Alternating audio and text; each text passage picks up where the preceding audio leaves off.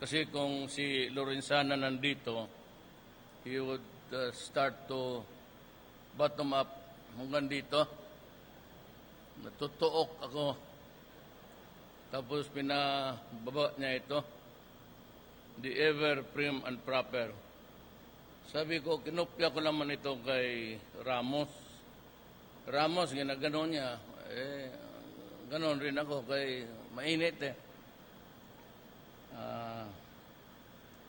The Executive Secretary Salvador Medaldia, the Presidential Advisor on Military Affairs Arthur Tabaquero, AFP Chief of Staff Carlito Galvez Jr., and the Major Service Commanders, Police Director General Oscar Albayalde, Chief Philippine National Police, Lieutenant General Galileo Gerard Quintanar, Commanding General, Philippine Air Force, the officers, enlisted men, and the civilian employees of the Philippine Air Force, other distinguished guests, ladies and gentlemen.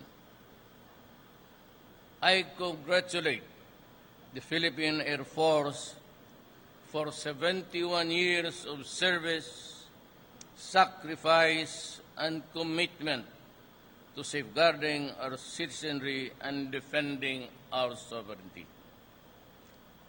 I also take this opportunity to recognize your contributions and accomplishments in air operations for territorial defense, counter-terrorism, and internal security, international defense and security engagements as well as humanitarian assistance and disaster operations, among others.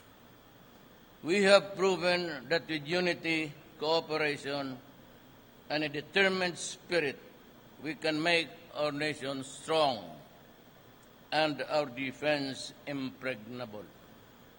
As your Commander-in-Chief, I am proud to have witnessed the collaborative efforts of our armed forces in successfully reclaiming Marawi from the terrorist groups. Your invaluable assistance has been fundamental not only in liberating the city, but also bringing order and stability in Mindanao and the rest of the country.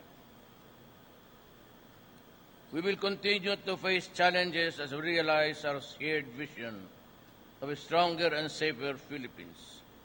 It is therefore vital to innovate and invest in strategies and technologies that will allow our forces to perform their duties safely and effectively. Just this year, the PAF completed the acquisition of air defense surveillance radars, utility aircraft, and unmanned aerial vehicles to complement our existing air assets. We are also expecting the delivery of additional equipment and machinery in the following year. In order to further develop a modern, adequately equipped border security force, the government is currently working on the implementation of the second horizon of the revised AFP modernization program by 2022, with 16 projects for the Philippine Air Force worth over 139 billion already in the pipeline. While you have a responsibility to your leaders, they too have a responsibility to our citizens. Your chain of command does not end with me. I therefore enjoin the men and women of the Philippine Air Force to remain vigilant as we intensify our fight against the current challenges of terrorism and external security. I therefore, with the Filipino people, will never forget the gallant men and women who went beyond the call of duty selflessly, fought for the freedom we enjoy today, Be assured that we will remain steadfast in supporting the Philippine Air Force as we implement the necessary reforms that will enable you to become effective agents of genuine and lasting peace. I therefore ask of you to join me in this endeavor, not just for ourselves, but for the sake of the generations to come, especially our nation. Happy 71st anniversary at mabuhay ang hukbong himpapatuwid. Kanina ko pa pinapraktisan to. Himpapawid ng Air Force na lang. Mabuhay ang Air Force ng Pilipinas. And I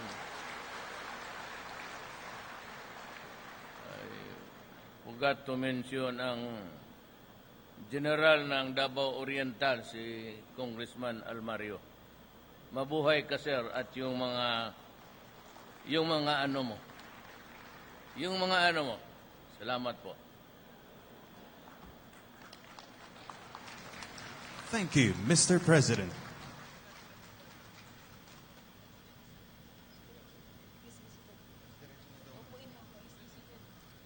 You may now be seated. We will now proceed to the presentation of memento.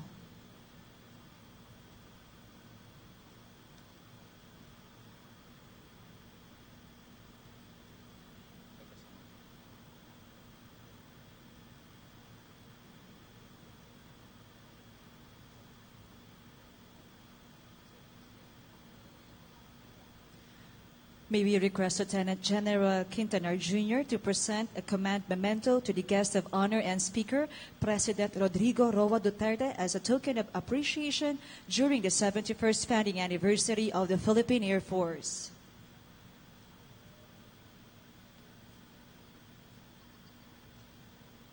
The fighter pilot's helmet is presented to President Rodrigo Roa Duterte, Commander-in-Chief of the Armed Forces of the Philippines, for his bold and decisive leadership in putting an end to the Marawi crisis by way of motivating the gallant pilots of the Philippine Air Force to fly both night and day and destroy with unprecedented accuracy the ISIS-inspired Abu Sayyaf and Maute groups in Mindanao, thereby liberating the people from the grip of terror and deadly violence.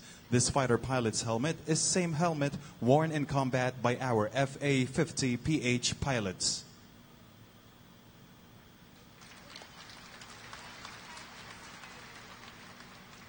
Thank you, Mr. President.